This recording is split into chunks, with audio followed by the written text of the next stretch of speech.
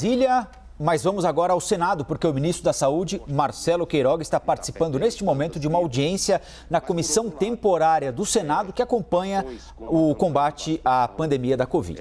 Representa uma esperança de uma solução mais eficaz para o enfrentamento da pandemia. Claro que não é só a vacinação. Eu tenho, desde o primeiro dia que assumi o cargo, reiterado a importância das chamadas medidas não farmacológicas, como o uso de máscaras, o distanciamento social. Essas ações elas já têm sido acompanhadas de campanhas publicitárias, orientando a população brasileira para que adotem essas precauções, porque nós sabemos que o uso de máscaras ele tem um efeito se a sociedade aderisse a essa medida de uma maneira mais homogênea, de quase a vacinação da nossa população. Por isso que, de maneira reiterada, nós fazemos esse apelo.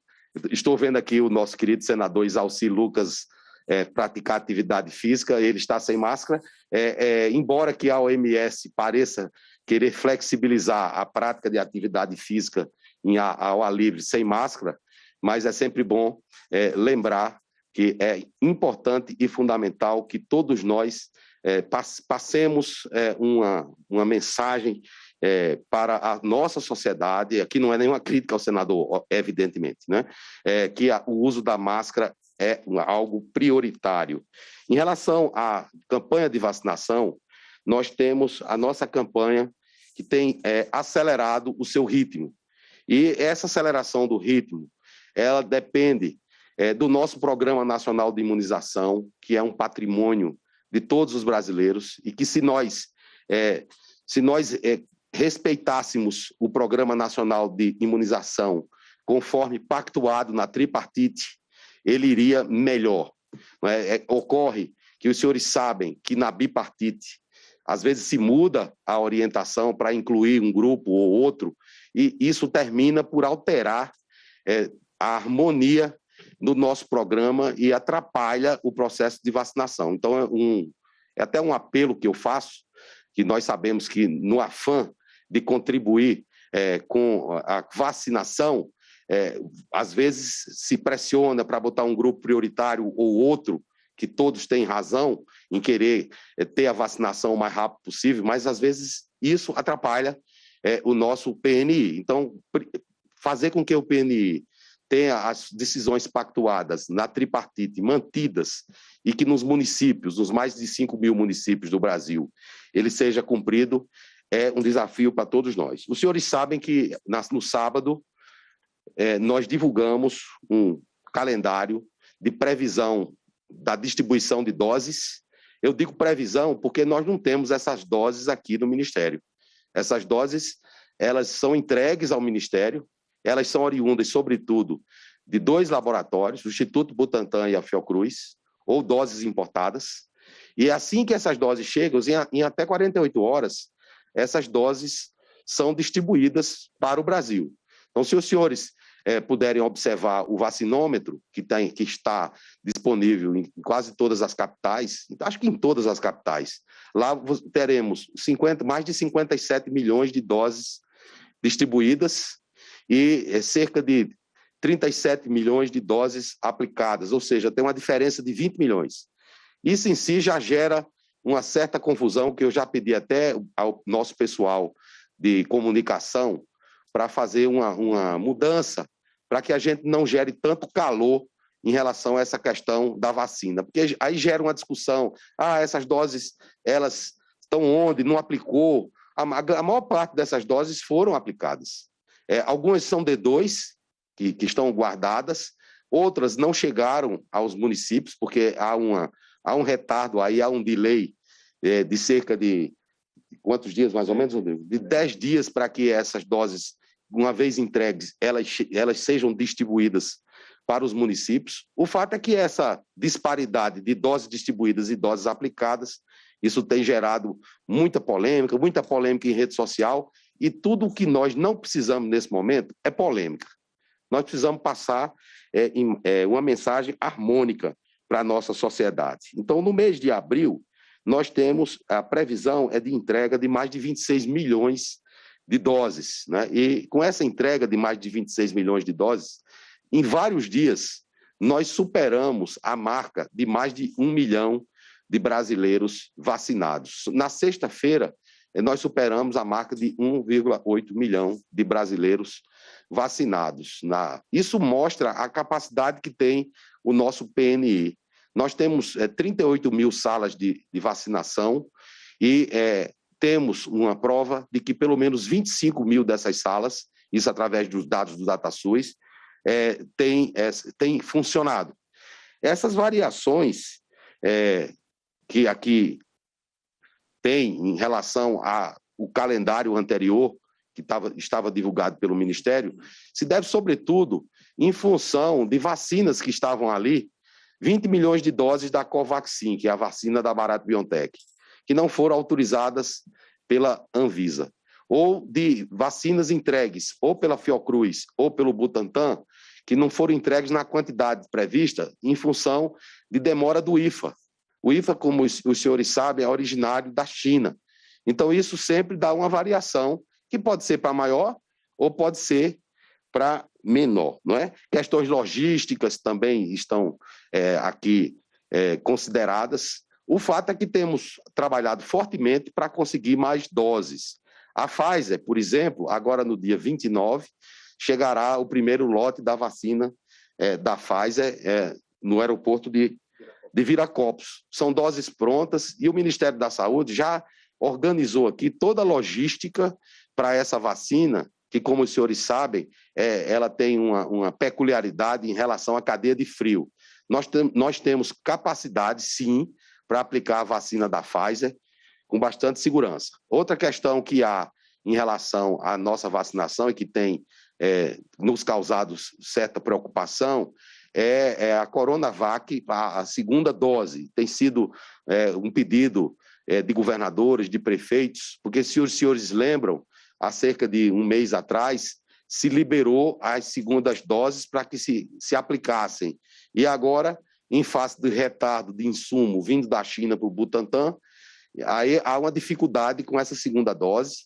E como essa semana não temos previsão de chegada de vacina do Butantan, só daqui a cerca de 10 dias, nós vamos emitir uma nota técnica acerca desse tema, porque, inclusive na minha cidade, João Pessoa, se judicializou e se foi entregue essas doses de Coronavac por judicialização. Só que se todos judicializarem, não tem dose para todo mundo. Não é a judicialização que vai resolver esse problema. O que resolve isso aqui são políticas públicas efetivas, que é o que nós temos tentado colocar em prática aqui no Ministério.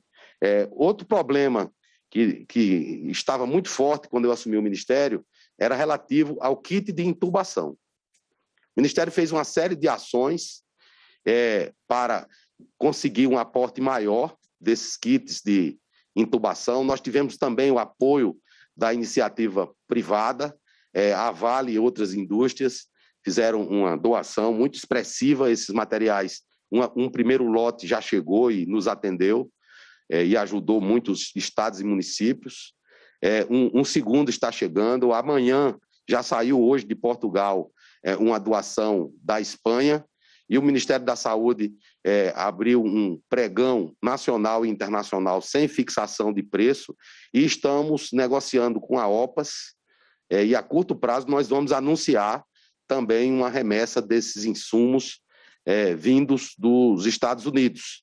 A situação do oxigênio, ela também não tem sido tão forte como foi há cerca de um mês atrás, está relativamente sob controle. Nós tivemos um acidente em uma das plantas da White Martins no sábado, felizmente não houve vítimas, e era mais numa indústria de enchimento dos cilindros.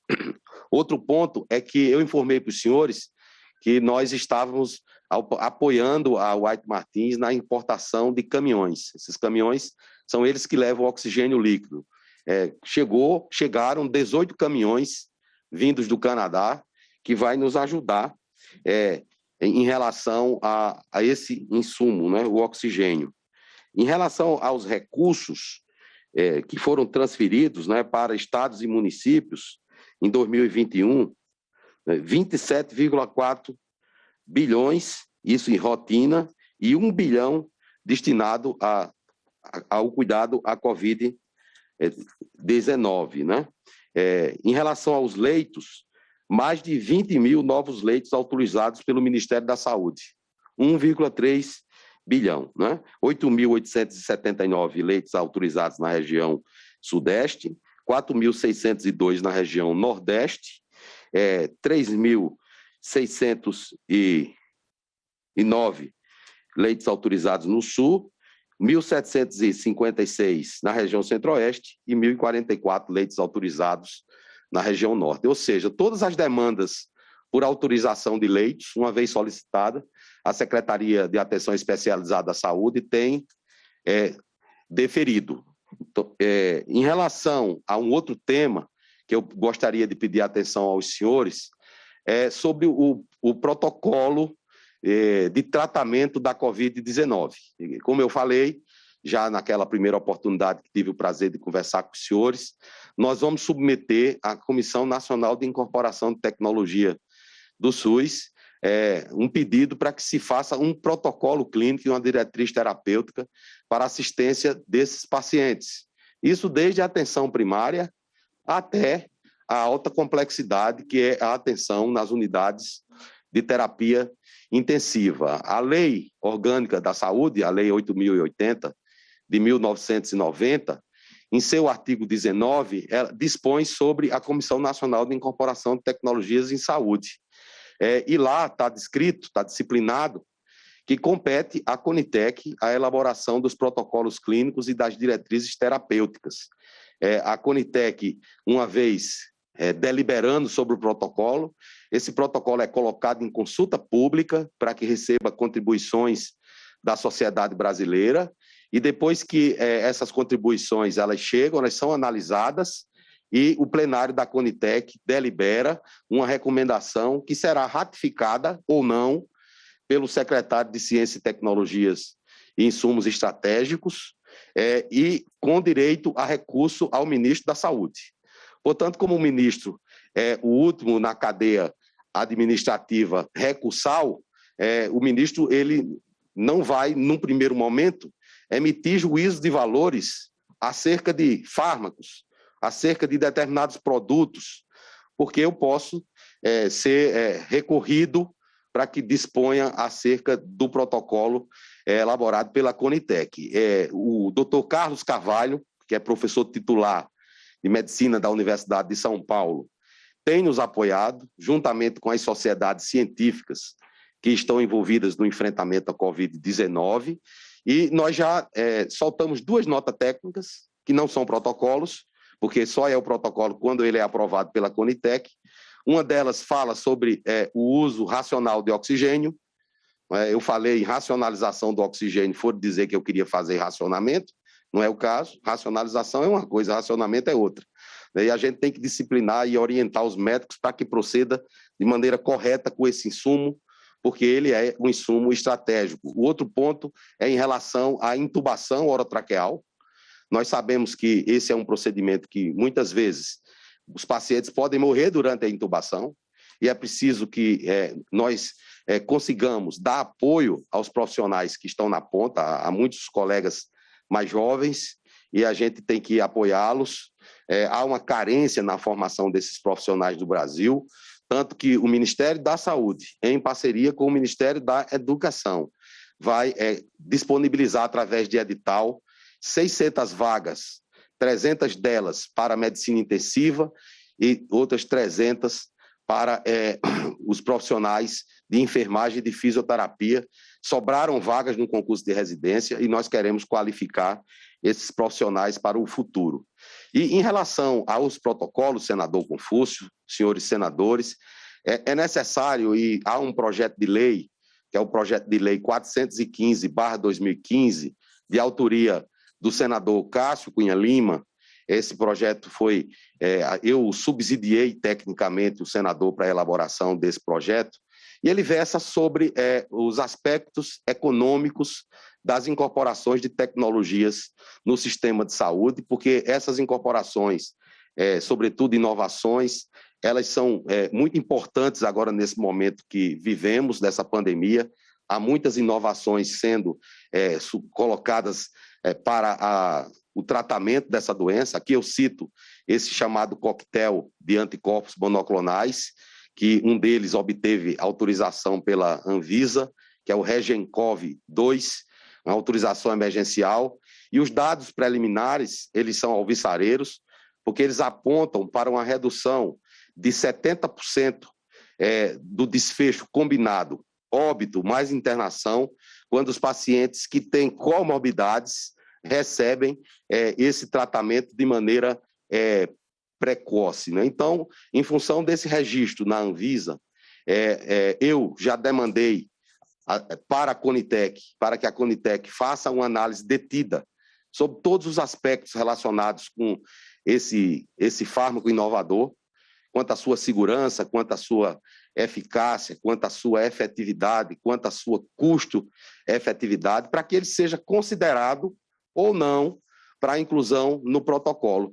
Nós sabemos que a grande maioria dos fármacos que são utilizados para a COVID, eles não foram desenvolvidos para o tratamento da COVID. Eu vou citar dois aqui. A dexametasona é um corticoide, um medicamento antigo. Essa dexametasona, nos pacientes que estão necessitando de suporte de oxigênio, os estudos, mais de um estudo, por exemplo, o estudo do Recovery, também o estudo do Grupo Coalizão aqui no Brasil, apontaram que esses indivíduos com a dexametasona, eles têm redução de mortalidade.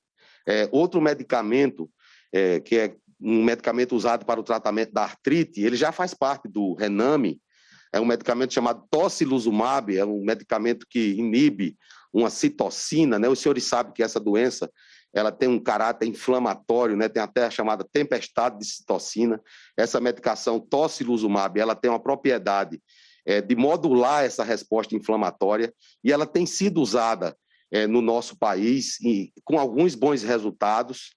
Já há alguns estudos publicados aqui mesmo no Brasil, esse mesmo Instituto Coalizão fez um estudo com tocilizumab nos pacientes mais graves, e nesses pacientes mais graves o resultado não foi tão satisfatório, mas outros estudos mostram que esse fármaco, quando aplicado numa fase inicial, quando você tem o início, está com a pneumonia grave e tem o início da resposta inflamatória, aí esse medicamento pode ter um benefício. Eu estou fazendo esse preâmbulo para dizer para os senhores que essas indicações elas não foram aprovadas pela Anvisa, não é, que é quem tem competência de aprovar o uso de fármacos. A Conitec, quando foi criada em 2011, o decreto que regulamenta a Conitec, ele prevê que a Conitec pode solicitar à Anvisa a ampliação do uso de determinados fármacos. Isso já tem sido feito há muito tempo e tem uma relação de fármacos que é usado para transplantes e para outras questões, e que esse contexto da Covid deixa essa questão mais emergente. Então, o projeto de lei 415, ele visa autorizar a Conitec para que fármacos usados no enfrentamento da Covid possam ser inseridos nos protocolos clínicos do SUS.